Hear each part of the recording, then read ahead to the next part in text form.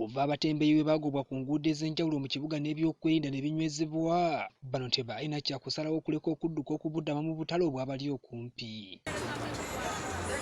Okuva ku batembeeyi b'engoye okutuuka ku byokulya, buli omu kyamukakatako okunoonya akatale akalimu ebyo by'atunda, wabula nga leero tuyiseko mu katale k'ENAKASERO okulaba baali batunda ebibala n'ebirungo ku makubo ag'enjawulo, ne batunnyonnyola ng'obulamu bwabwe bwayongera okwonooneka nga n'abaaliyo nabo bakaaba nti ssente zaabula. Abantu alowooze ku muntu wa wansi, kubanga omuntu wa wansi naye alina kyayamba ku ggwanga lino, so si eggwanga siri abagagga bokka.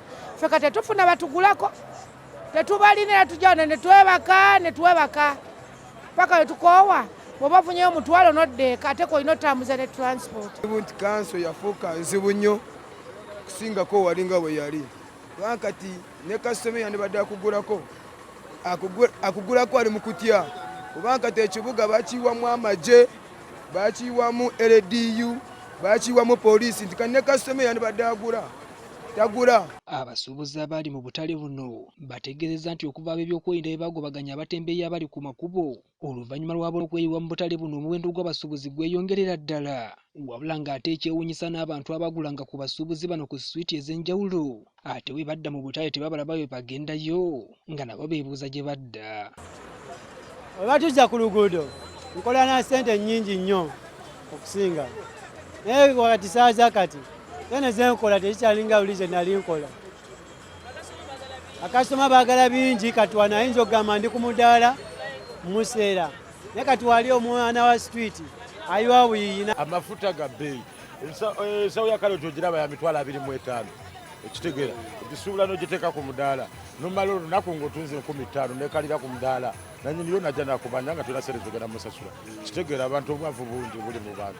Ekyokubiri kati wali bulini pepa omulabo. Kati ssentebe w'abasuubuzi mu katale k'ENAKASERO Richard Mukibi wano wasinzidde n'asaba ekitongole kya KCC ne gavumenti okusitukiramu babayambeko okutegeeza bannansi w'ebintu ebyaggyibwa ku switi gye byaddizibwa, kino nga kyakuyambako okwongeza bakasitoma mu butale buno. Kubanga abantu pulogulaamu eno bwe yajja eri agula ekintu ku kkubo ye talowoozaako nti nno ekintu kye yali agula ku kkubo kyadda mu katale.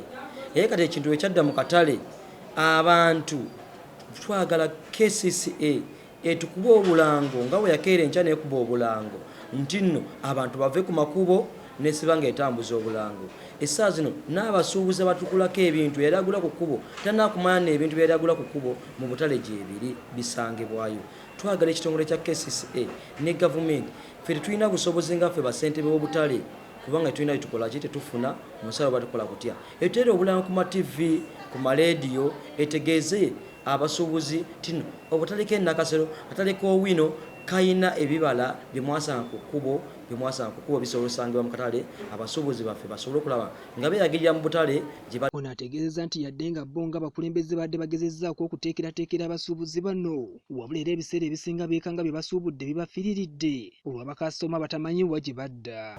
Tebalina kweyagalirayo kwabwe, abamu batuuka n'okugamba batuuse okwagala okulekawo n'emidaala ate nga gya bwereere, baagala okukola ki okuddiŋŋana ku street, kitinaffe kye twakkiriza. Disani Kyeswa, Dream TV Amakungu.